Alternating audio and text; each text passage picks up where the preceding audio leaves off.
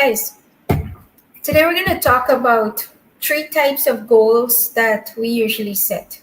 And maybe you set these type of goals. You might hear people who are setting these types of goals. And number one goal, right? Let's talk about negative goals. So, what are our negative goals? You might be saying things like, I don't want to be broke, right? I don't want to have an overdraft. I don't want to work maybe 40 hours for some people. I don't want to work 60, 70 hours or whatever, per week. Whatever it is that you keep saying, hear the negative part. So this is away from goals. I don't want this to happen. So when we set negative goals, understand until the pain that caused you to set that goal is gone, you wouldn't do anything after that. So it's not motivating for you to continue even growing and being more.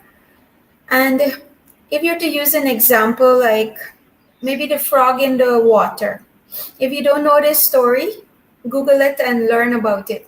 So if you put a frog in a pot of boiling water, he will jump right out as soon as he maybe touch his feet or something, and he will go, right? But guess what? If you put the frog in the water before it starts to boil, turn on the stove, gradually it start to get hotter and hotter and hotter. Guess what?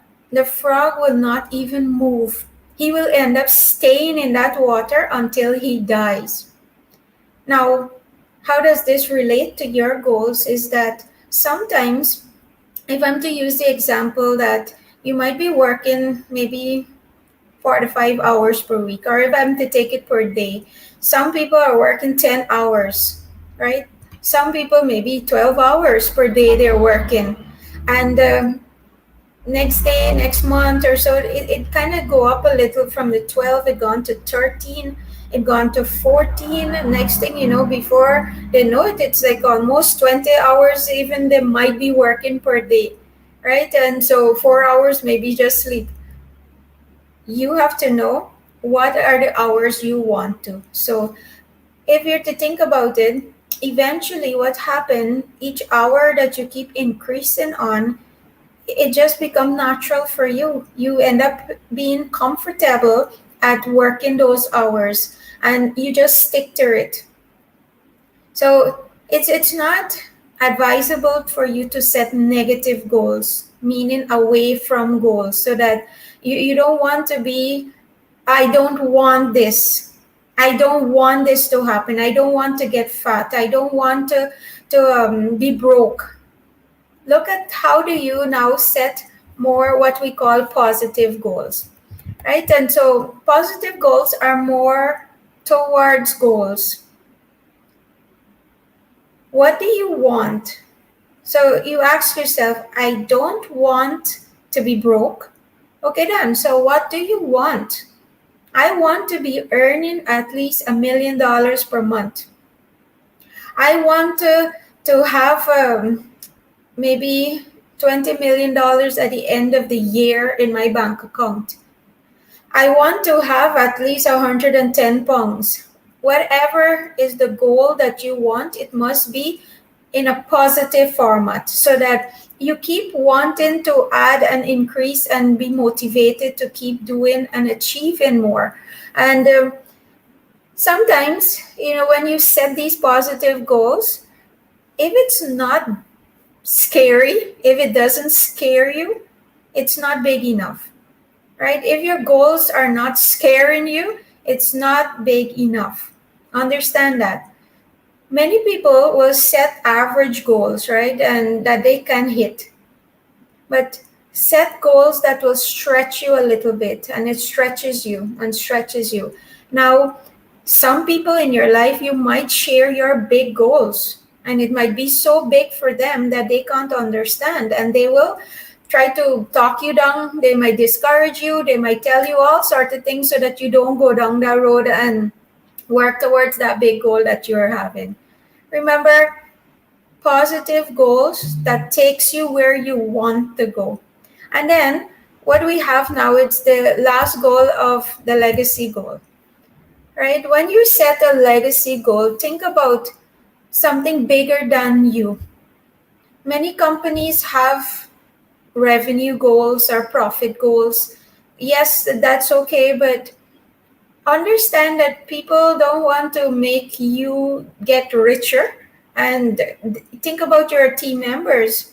How about their life, right? What is the legacy that your business will leave or keep generating? How year after year, what is that legacy that it must be something more than profit.